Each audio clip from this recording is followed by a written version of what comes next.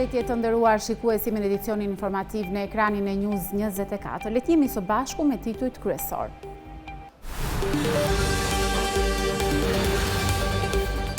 Sot pas dite zhvillohet protest kombëtare para kryeministrisë, opozita kërkon dorëheqjen e Ramës dhe Ballukut. 150 të burgosur transferohen nga fushkruja në burgje të tjera shkak rindërtimi i godinës. KJTC fundos grupin e rajave, gjykata e apelit lën në fuqi masat për 8 të akuzuar. Bllokimi i Albania paralizon bizneset, mungon aksesi në sistemin e faturimit. Çarje në rrugën Qukës qafë Ploç, rrezik për shembje, qarkullimi vetëm në një krah. Albin Kurti kërkon hetim dhe ndëshkim për manipulimin e votave në zgjedhjet e vjetorit. Ndërsa në Abu Dhabi mbahen bisedime për paqe, Rusia bombardon Ukrainën, viktima e të plagosur. Stuje fuqishme godet çoban mbi 200 milion amerikan në kushte të rrezikshme.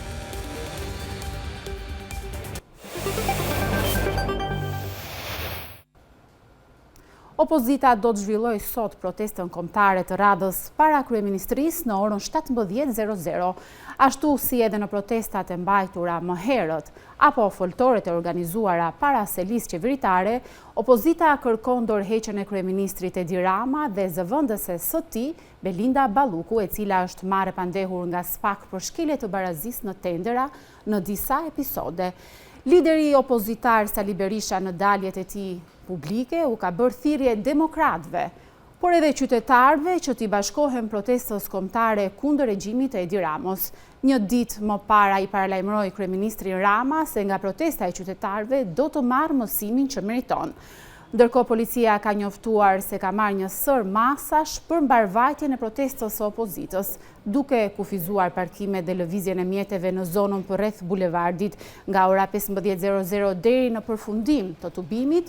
Do të ketë bllokim të lëvizjes së automjeteve në bulevardin Dëshmorët e Kombit, nga kryqëzimi afër Ministrisë së Brendshme deri te sheshi Nën Tereza, si dhe në rrugët Ukraina e Lirë, Papa Gjon Pali II dhe Ismail Qemali. Policia e Tiranës u ka bërë apel qytetarëve që të shmangin lëvizjen me automjete në akset rrugore dhe të distancohen në rast se gjenden përballë veprimeve të kundërligjshme që cënojnë rendin dhe sigurinë publike.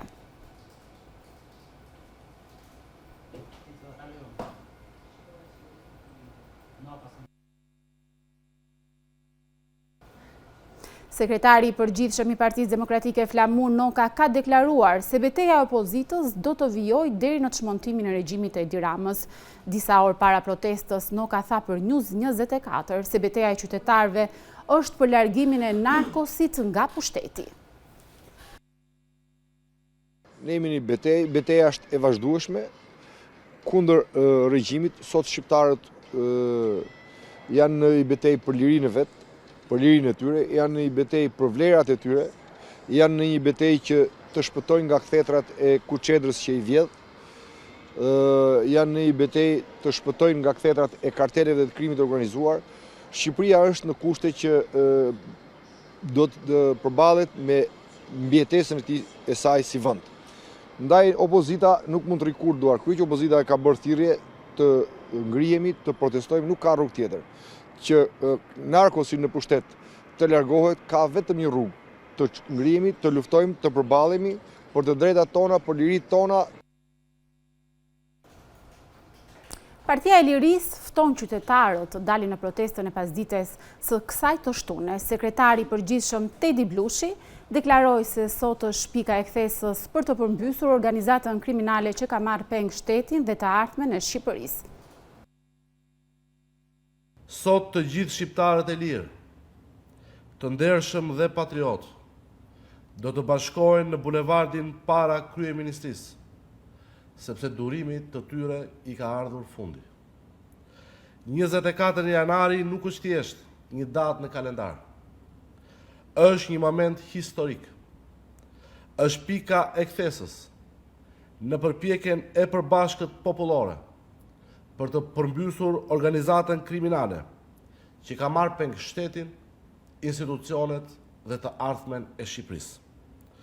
Sot, më shumë se kur, do të dëgjohet fort zëri i shqiptarëve të lodhur nga varfëria, të zemëruar nga hajdutëria skizofrenike, aroganca, mashtrimi dhe dhuna e pafre e një narkopushteti kriminal që nuk njeh as ligj dhe as kushtetut, por që drejton vendin vetëm me kode mafioze.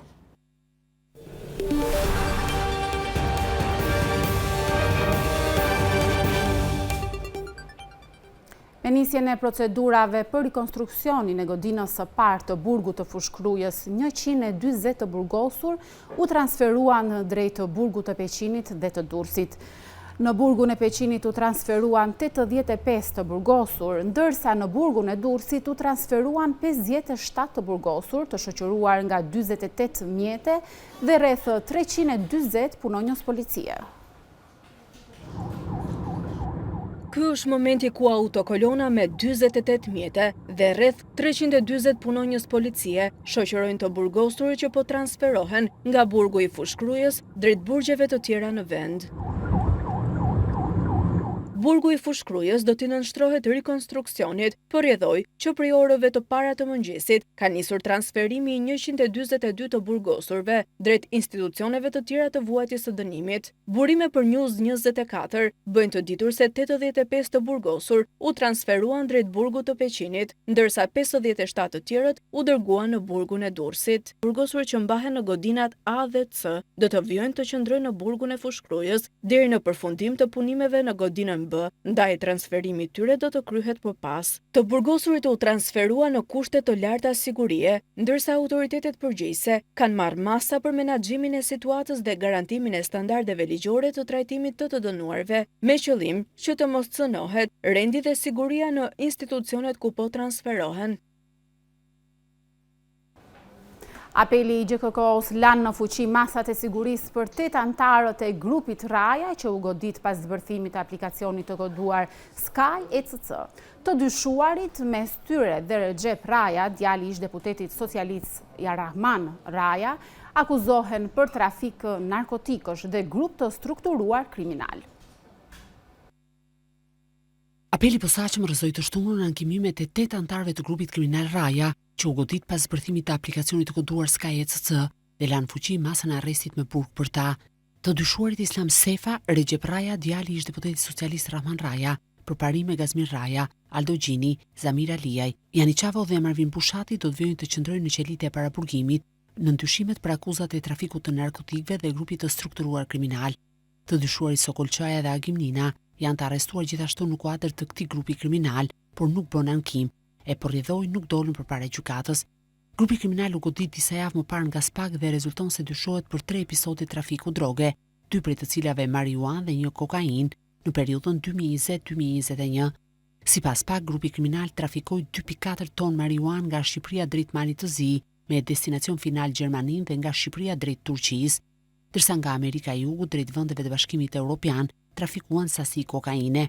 Konkretisht nga hetimet e prokurorit posaçëm Adnan Xholi, rezulton se grupi në fjalë tentoi trafikimin e sasisë prej 475 kg kokain që u bllokua në portin e Vlissingen në Holand më 23 tetor 2020.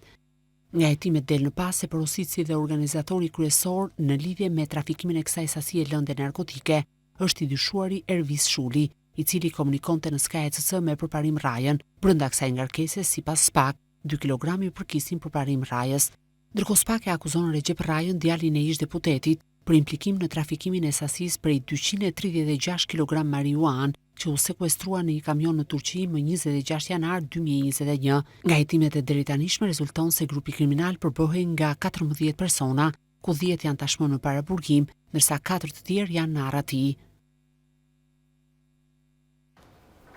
Policia e Korçës ka goditur një rast të shpërndarjes së lëndëve narkotike, duke proceduar penalisht 14 persona për moskallëzim krimi dhe 3 të tjerë për veprime që pengojnë zbulimin e së vërtetës. Operacioni u zhvillua në një lokal në fshatin Bulgarec, ku gjatë kontrollit të ushtruar policia ka gjetur dhe sekuestruar 14 doza kokaine, shumë aparash dhe aparate celular përmes së cilave organizoheshin lojra fati, si dhe një automjez. Ndër personat që u proceduan ishte edhe një punonjës policie i pikës së kalimit kufitar të Kapshticës, i cili akuzohet për shpërdorim detyre për shkak se ishte prezent në këtë ambient dhe nuk ka kryer detyrimet që rrjedhin nga ushtrimi i detyrës. Ndaj punojësit të policisë filloi dhe hetimi disiplinor.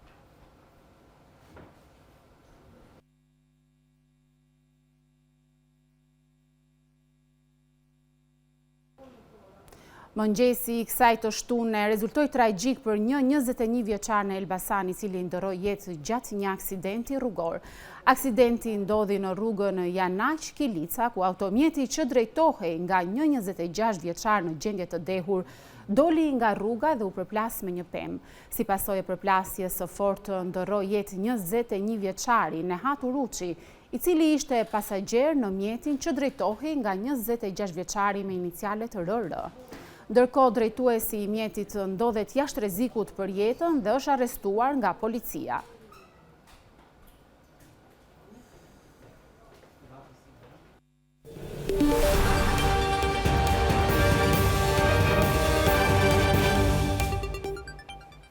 Bizneset prej disa ditësh po hasin vështirësi për të operuar përmes sistemit e-Albania në platformën e faturave Self-Care. Për shkak të problemeve, bizneset e vogla me një të vetë punësuar nuk po hartojnë dot bilancet, pasi nuk nxjerrin tabelën përmbledhëse të ardhura dhe shpenzimeve totale të vitit. Probleme ka dhe në ngarkimin e certifikatave të fiskalizimit, por Akshi nuk ka pranuar zyrtarisht që sistemi nuk funksionon. Prej 4 ditësh bizneset e kanë të pamundur të aksesojnë sistemin Self-Care që menaxhohet nga e-Albania, çka ka sjellë bllokimin e aktivitetit të tyre. Sipas monitor, një ekonomiste thot se nuk mund të hysh në platformën e faturave. Bizneset e vogla të cilët kanë të vetë punësuar të vetëm, përdorin platformën qendrore të faturave për të lëshuar faturë tatimore shitjeje për shërbimet e tyre dhe prej disa ditësh nuk mund të lëshojnë fatura, sepse platforma nuk punon, tha përfaqësuesja e një biznesi. Problemet me sistemet e e-Albania kanë qenë të vazhdueshme që nga fundi i vitit të kaluar, por kjo është dita e 4 rresht që bizneset nuk mund të aksesojnë sistemin. Bizneset e vogla me të vetë punësuar të vetën nuk mund të bëjnë dot bilancet, sepse nuk nxjerrin dot faturat e blerjes dhe të shitjes dhe tabelën përmbledhëse të ardhurave, si dhe shpenzimeve totale të vitit në bazë të cilit bëhet bilanci. Shumë prej tyre përdorin këtë platformë që është falas. Përmes këtij sistemi bëhet edhe ngarkimi i certifikatave të fiskalizimit. Nëse një subjekti i mbaron afati një vjetor i certifikatës këto ditë, biznesi mund të mbetet pa punë, pasi nuk e rinovon dot. Agjencia Kombëtare e Shoqërisë së Informacionit që menaxhon sistemin e-Albania nuk ka pranuar zyrtarisht se sistemi nuk funksionon, por sipas monitor, disa burime të saj kanë konfirmuar se ata janë në dijeni të problemit dhe po punojnë për ta zgjidhur. Investimet për qeverisjen digjitale janë shtuar me ritme të shpejta në 6 vitet e fundit. Në vitin 2025, financimi për qeverisjen digjitale u rrit me 3 herë brenda vitit, duke arritur në 20.1 miliard lek, nga rreth 3.3 miliard lek që jepeshin në vitin 2019, në një total prej 48.4 miliard lekësh në 4 vjet, ose gati 500 milion euro. Po në dekadën e fundit, administrata është shtuar me 20.000 persona për të arritur në 184.000 punonjës, por sërish bizneset nuk arrin të gjejë zgjidhje për problemet e tyre.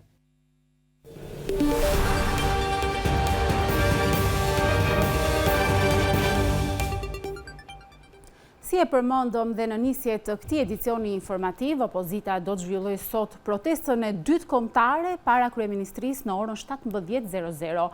Ashtu si edhe në protestat e mbajtura më herët apo foltoret e organizuara para selisë qeveritare, opozita kërkon dorëheqjen e kryeministrit Edi Rama dhe zëvendëses së tij Belinda Balluku, e cila është marrë pandehur nga SPAK për shkelje të barazisë në tendera në disa episode. Për më shumë detaje, ne do të lidhemi me gazetarin Osman Stafa. Osman, përshëndetje.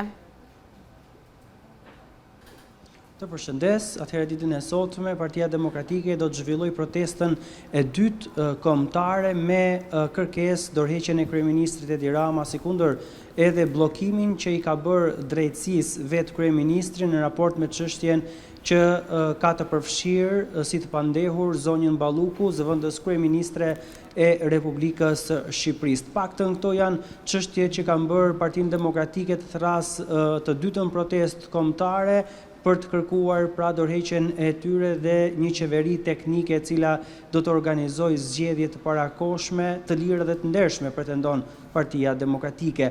Ndërkohë është një protestë do të nisë në orën 17 sipas njoftimit që është bërë publik në mbledhjen e kryesisë të para disa ditëve dhe do të ketë fjalime edhe në këtë protestë, por përjashtohet fakti se Partia Demokratike pas kësaj proteste do të qëndrojë në shesh. Të paktën sipas burimeve të mia, Partia Demokratike është duke u përgatitur për protesta të qëndrueshme dhe ndoshta në vijim në një protestë tjetër kombëtare që mund të organizojë, mund të merret vendimi për të qëndruar përpara kryeministrisë deri në atë që konsideron kreu i Partisë Demokratike largimin e kryeministrit Edi Rama nga pushteti. Nuk e dim se cila do të jetë forma e organizimit të marrjes ose të qëndruarit në shesh për një kohë të gjatë, sepse do të protestohet thuajse çdo ditë 24 orë sheshi do të jetë i bllokuar nga demokratët, por kjo do të mbetet për të parë se si do të organizohet në vijim. Ajo çfarë të paktën dim për ditën e sotme është se do të jetë një protestë ku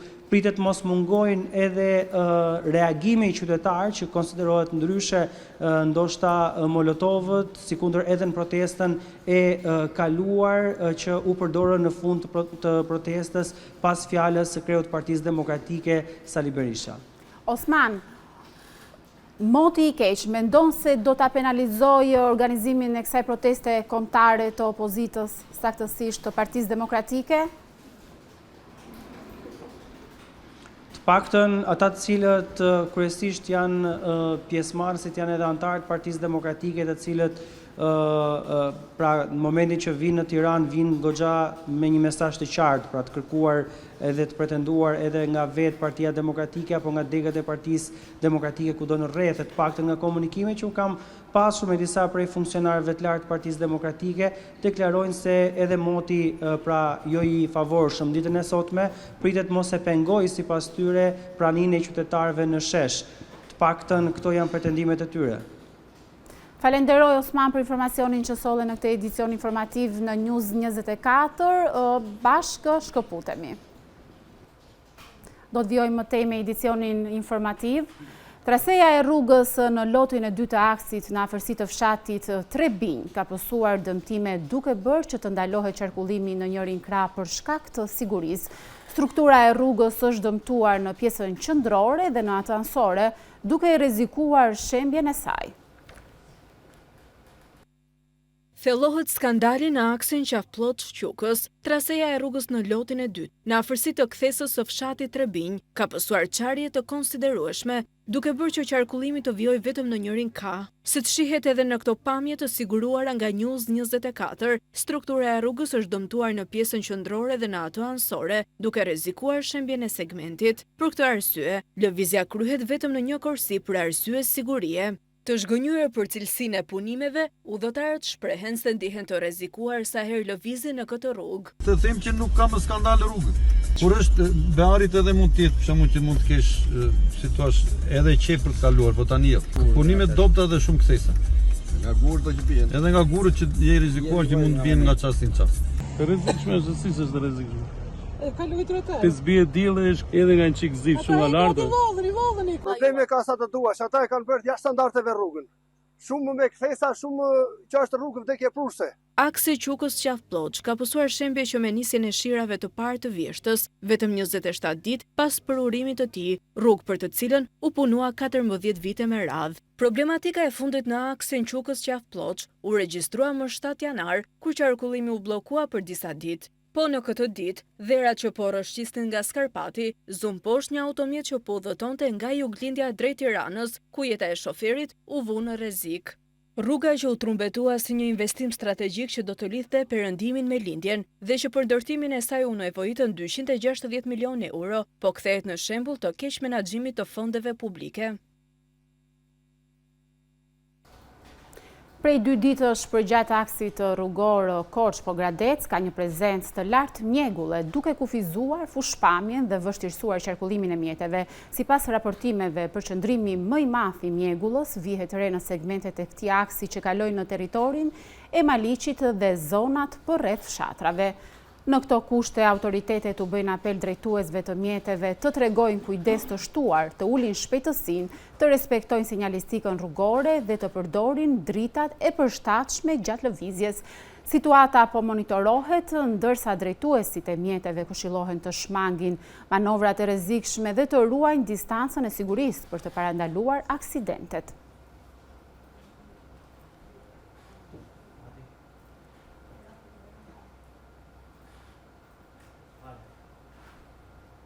Komiteti Shqiptar i Helsinkit ka kryer një monitorim të pjesëshëm të situatës në terren pas përmbytjeve masive që përfshin qytetin e Durrësit dhe rrethinat, duke kërkuar përgjegjësi institucionale, transparencë dhe objektivitet për dëmshpërblimet e banorëve. Sipas Komunitetit Shqiptar të Helsinkit, shteti nuk duhet të bëjë përgjegjës vetëm banorët, por duhet të mbikëqyr punën e institucioneve lokale për pastrimin e mbetjeve. Pas përmbytjeve masive që përfshin qytetin e Durrësit dhe rrethinat e tij, Komiteti Shqiptar i Helsinkit ka kryer një monitorim të pjesëshëm të situatës në terren, duke kërkuar përgjegjësi institucionale, transparencë dhe objektivitet për dëmshpërblimin e banorëve. Duke marrë shkas nga gjetjet e këtij monitorimi, si dhe faktin që përmbytjet prekën edhe qytete të tjera të vendit, Komiteti Shqiptar i Helsinkit ndan disa shqetësime dhe rekomandime për institucionet në Shqipëri. Autoritetet lokale referojnë si shkaktaren kryesor të përmbytjeve hedhjen pa kriter të mbeturinave nga qytetarët apo ndërhyrjet në infrastrukturën e sistemit të kanalizimeve. Përjedhoj, KSH thot se shteti nuk mund të ngarkojë të gjithë fajin e banorët, por duhet të marrë përsipër edhe përgjegjësitë e tij nëse janë mbikëqyrur dhe realizuar detyrat nga institucionet e ngarkuara për pastrimin dhe mirëmbajtjen e sistemit të kanalizimit, si dhe institucionet që kanë detyrë të mbrojnë mjedisin, sipas parimit ndotësi paguan. Komiteti Shqiptar i Helsinkit thekson se situata e krijuar nga rreshtet e fillimit të këtij viti kërkon hartimin e një plani masar strukturore dhe jo strukturore nga të gjitha njësitë e qeverisë vendore në shkallë vendi, me qëllim që të parandalohen përmbytje masive të tjera në të ardhmen. KSH vlerëson gjithashtu se paraqitja e grupeve të punës në terren, të ngritura nga Bashkia Durrës, me distancë kohore nga momenti kur ka ndodhur situata e përmbytjes, mund të ndikojë në objektivitetin e vlerësimit të dëmeve për secilën banesë, qoftë duke ndikuar në uljen apo edhe shtimin e vlerës reale të tyre. Ndaj theksohet nevoja për kryerjen e procesit të vlerësimit, përcaktimit të vlerës së dëmeve dhe ndarjen e dëmshpërblimeve nga Këshilli i Ministrave, në përputhje me parimet e eficiencës dhe efektivitetit brenda një afati të arsyeshëm, pasi disa nga banorët referuan se një situatë ngjashme përmbytjesh kishte ndodhur edhe para 3 viteve, por dëmshpërblimin e kishin marrë me vonesë afro 2 vite më pas.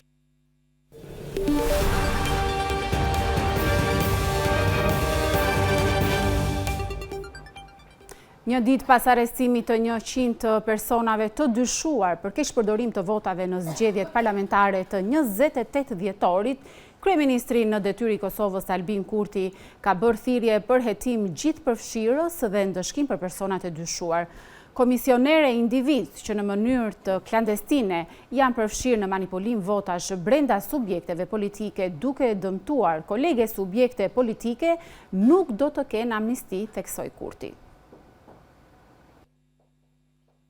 Kryeministri në detyrë i Kosovës Albin Kurti ka bërë thirrje për hetim gjithëpërfshirës dhe ndëshkim për personat e dyshuar për manipulim të votave brenda partive politike në zgjedhjet e parakohshme parlamentare të 28 dhjetorit. Thirrja e Kurtit vjen pasi autoritetet ndaluan mbi 100 persona të premten në ndyshimin për keqpërdorim të votave të zgjedhjeve të muajit kaluar.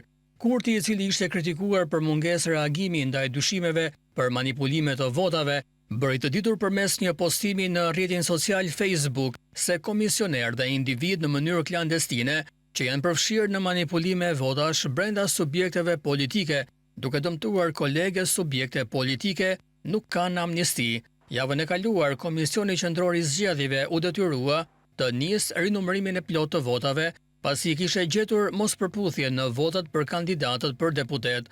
Kurti shtoi se partia e tij ka qenë gjithnjë gardiane e ruajtjes së vullnetit politik të shprehur përmes votës në kuti të votimit dhe ashtu do të qëndrojë për herë. Kur rinumërimi ka përfunduar në pothuajse gjysmën e vendvotimeve, del se rreth 80.000 vota janë të pasakta, sipas Eugen Cakollit nga organizata jo qeveritare Instituti Demokratik i Kosovës. Në mesin e kandidatëve për deputet të cilëve u janë hequr më së shumti vota gjatë rinumërimit, ka nga partitë kryesore përfshirë vetëvendosjen. Kurti nguli këmbë se dyshimet duhet të hetohen dhe se manipuluesit duhet të ndëshkohen. Këto raste nuk duhet të na shfaqen kurrë më në të ardhmen. Autoritetet e Kosovës janë duke kryer hetime në 3 komuna, Prizren, Ferizaj dhe Malishev, me Prizrenën që dyshohet si vendi ku ka pasur më së shumti manipulime të votave.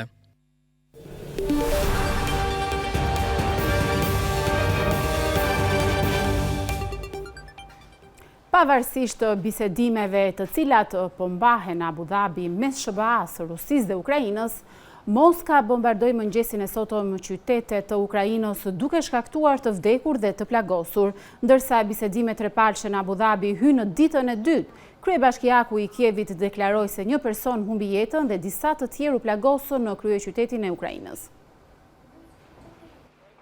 Rusia kreu sulme me dron dhe raketa ndaj Ukrainës gjatë natës, duke vrarë një person dhe plagosur 23 të tjerë, pavarësisht pjesëmarrjes në bisedimet me SBA-n, që synojnë përfundimin e luftës.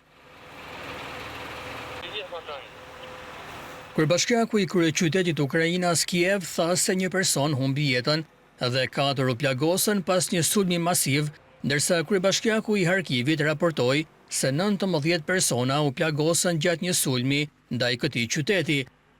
Delegacionet nga Rusia, Ukraina dhe SBA-ja u takuan në Abu Dhabi të premten dhe bisedimet e para trepalshe që kur Kremlini nisi një pushtim të plot të fqinjës së saj në vitin 2022.